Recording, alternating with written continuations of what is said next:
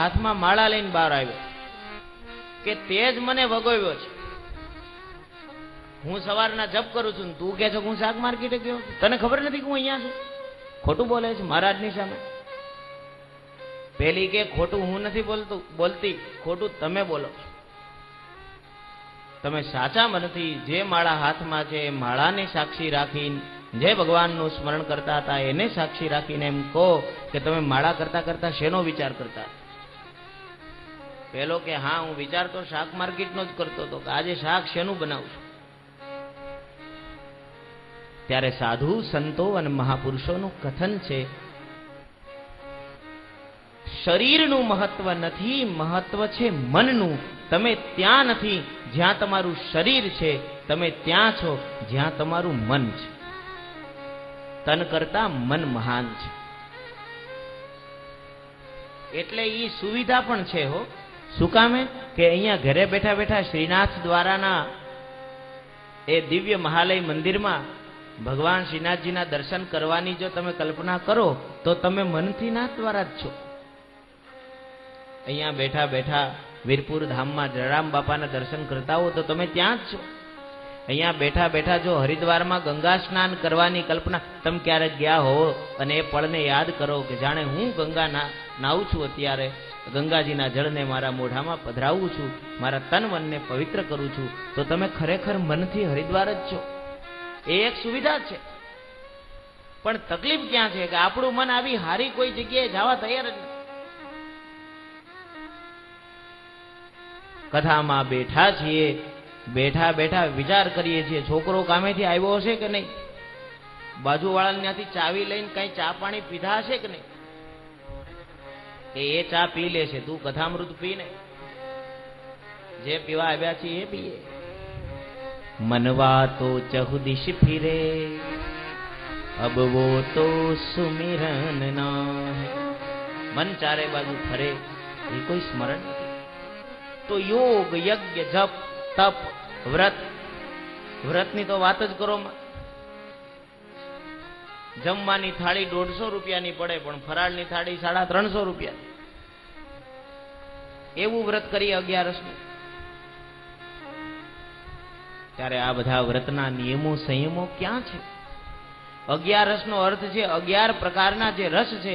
પંચ જ્ઞાનેન્દ્રિય, પંચ કર્મેન્દ્રિય, થઈ ઇન્દ્રિયો 10 અને 11મું એના ઉપર મન. આ 11 ભગવાનમાં લગાડવું એનો અર્થ 11. ડોંગરે બાપા 11નો અર્થ આવો કરતા. હા, ઘણા લોકોનો તો 11ને દિવસે સવારે નક્કી ન હોય.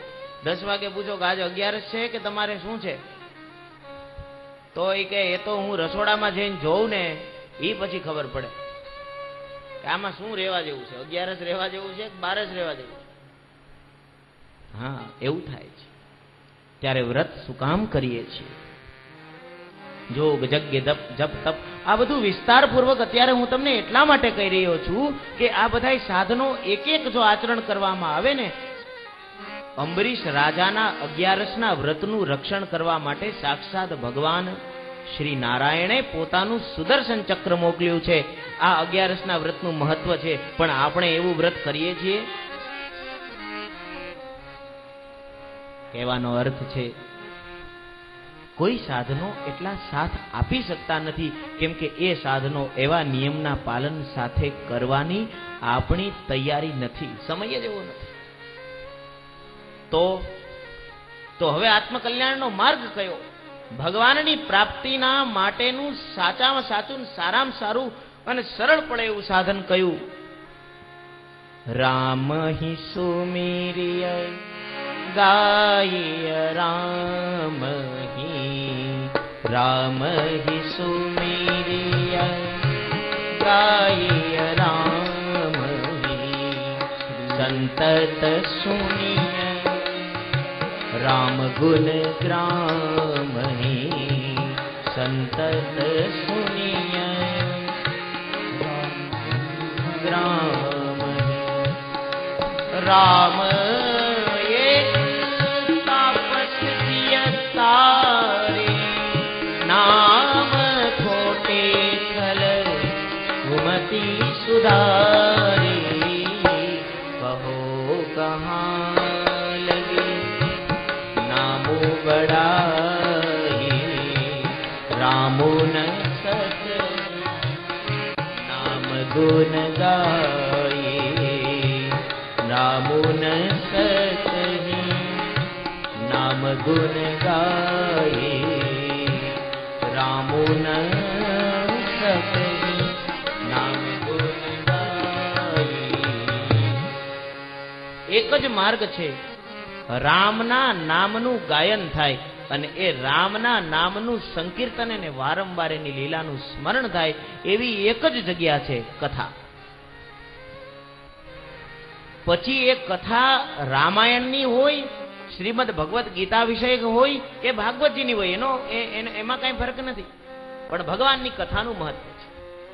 ચાહે રામકથા ચાલે, ચાહે શ્રીમદ ભાગવતને લઈને. અત્યારે આપણે સૌ શ્રીમદ ભાગવતને આધાર લઈ અને સત્સંગ કરી રહ્યા છીએ, પણ સત્સંગ એકમાત્ર એવું માધ્યમ છે આ કલિકાલમાં જેનાથી જીવનું કલ્યાણ સંભવ છે. સંતો કહે છે સત્સંગનું એટલું ફળ તો ખરું કે જેટલી વાર સત્સંગમાં બેઠા છીએ ત્યાં સુધી આપણે કોઈ ખોટું કામ નહીં કરીએ. જ્યાં સુધી સત્સંગમાં બેઠા છીએ ત્યાં સુધી આપણને ખોટો વિચાર નહીં આવે. જ્યાં સુધી સત્સંગ સાંભળવા બેઠા છીએ, મૂંગે મોઢે બેઠા બેઠા સાંભળીએ છીએ, તે મોઢું કોઈની નિંદા નહીં કરે. આટલું ફળ તો ખરું ને.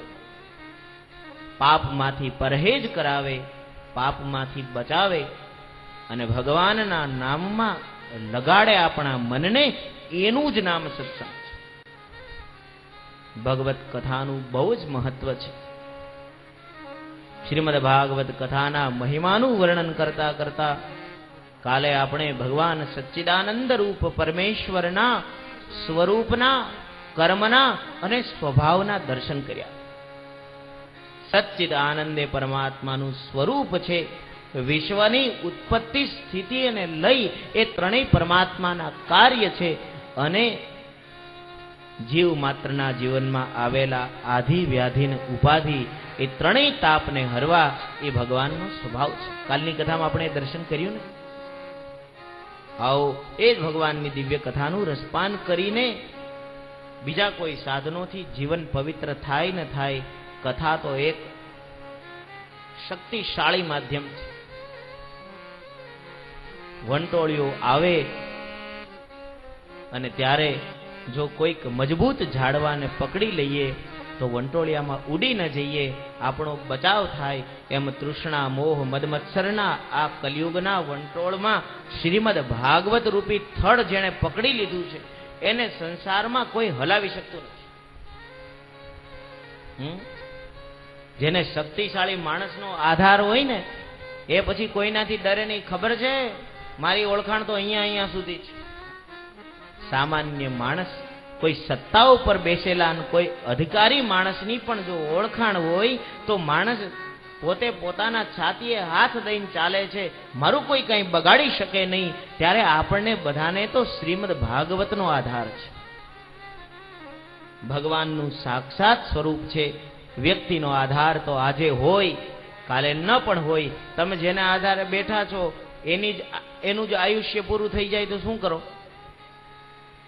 પણ ભાગવત ભગવાન તો સદંતર છે.